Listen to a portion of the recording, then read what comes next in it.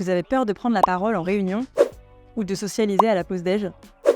Vous êtes probablement un peu timide, comme une personne sur deux dans le monde.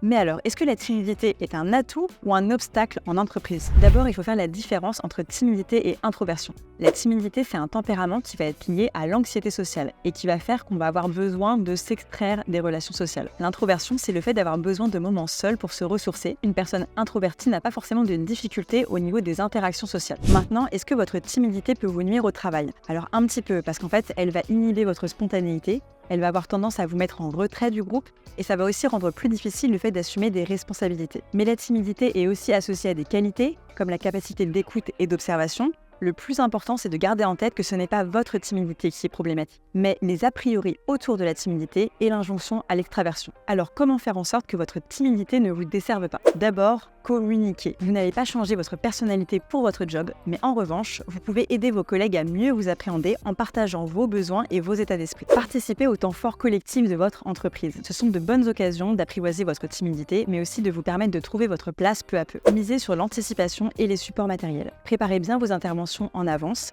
et n'hésitez pas à prendre appui sur des documents informatiques, ça vous servira à la fois de ressources et de refuge en cas de besoin. Et surtout, n'ayez pas honte de votre timidité. Après tout, Édith Piaf, Proust et Darwin étaient de grands timides et ça ne les a pas empêchés de marquer l'histoire.